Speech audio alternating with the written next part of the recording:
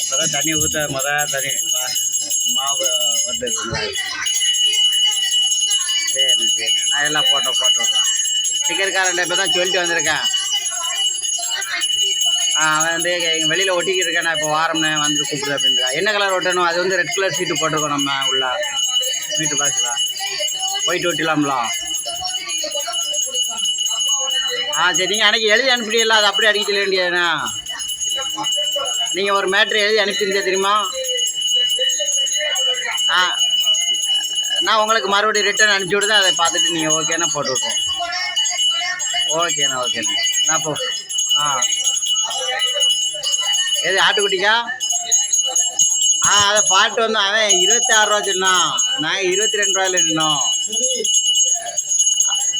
அன்னைக்கு சரி நான் பார்த்துட்டு வரணும் வந்துட்டு அப்புறம் இன்னொரு இடத்துக்கு போனோம். அங்கே சின்ன குட்டியாக இருக்கும், ஓரளவுக்கு ஒரு 10 கிலோ இருக்கும்னு நினைக்கிறேன். 10 கிலோ 12 கிலோக்குள்ளே இருக்கும். அவன் 13 ரூபா கேட்கா. 2 குட்டியானா தூக்கிறோன்னு பார்த்தோம். 2 குட்டியாக தூக்கிறோன்னு பார்த்து 24 ரூபாய்க்கு கேட்டுக்கிருந்தோம். அவன் ஆஹான்ட்டான் 25 ரூபாய்க்கு குறையாது அப்படின்னா. சரி பார்த்துட்டு வரோம்னு வந்துட்டான். அந்த இடத்துலையோ ஆமாம் இன்னும் நிறைய இடத்துல விசாரிச்சு வச்சிருக்கு, பார்த்துக்கிடுவோம். அதுதான் கம்பீரமாக இருக்கிறது தான் பெரிய குட்டியாக பார்த்தோம். சரி பார்த்துக்கிட்டு இது பண்ணிக்கிறோம். அந்த சொன்ன குட்டியில் வந்து லைட்டாக வெள்ளை இருக்காண்ணா. அது என்னமோ ஒத்த சுழியா என்னமோன்னு சொல்லுவாங்களா. அதான் சொன்னான். சரி பார்த்துக்குருவோம் அப்படின்ட்டு வந்துட்டோம். நம்ம ஏதாவது பார்த்துட்டு உங்களுக்கு போட்டுருக்கோம். ஓகேண்ணா ஓகேண்ணா. பேர ஃபோன் பண்ணுங்க. பாய்.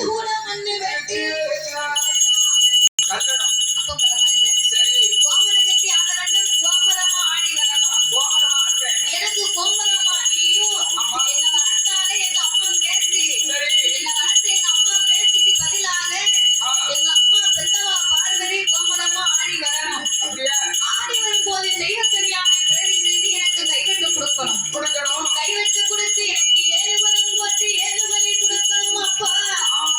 எனக்கு 7 மணிகள் என்ன மணிகள் தெரியுமா? எப்பா சூழாடு ஒருவன், பண்ணி ஒருவன், பாலாடு ஒருவன், பால் பண்ணி ஒருவன், செட்டிடா ஒருவன்,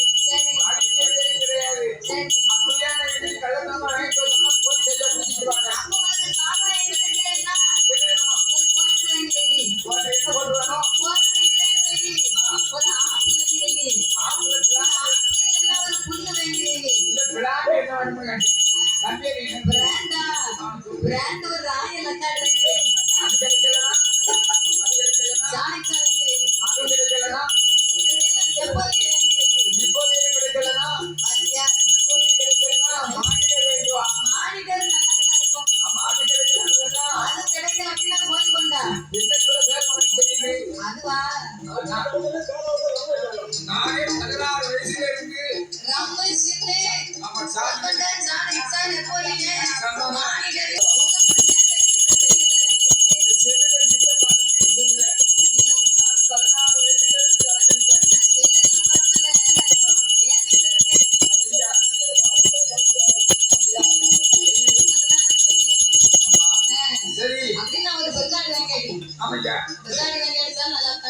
ஆமா எப்பாடுபட்டாலும் அக்காடு வாங்கணும்.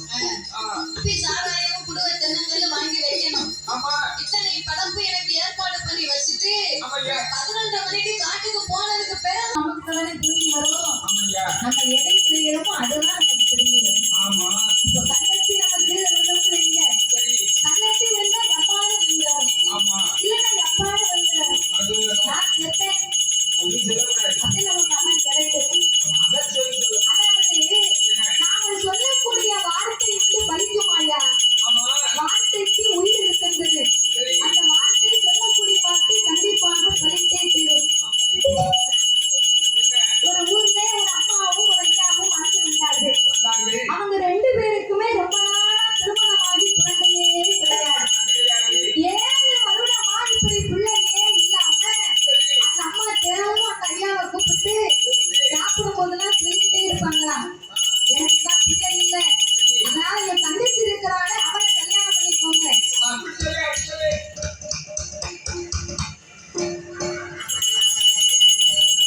எதிர்பார்த்தேன். தங்கச்சியை கல்யாணம் பண்ண சொன்னதுக்கு இவளுக்கு சத்தம். சாவ போற நாளைக்கு கழித்து கப்பது. இதுக்கு மேல இவளுக்கு தங்கச்சி வேற கேட்டாலும் அன்னைக்கே செத்து போயிட்டா.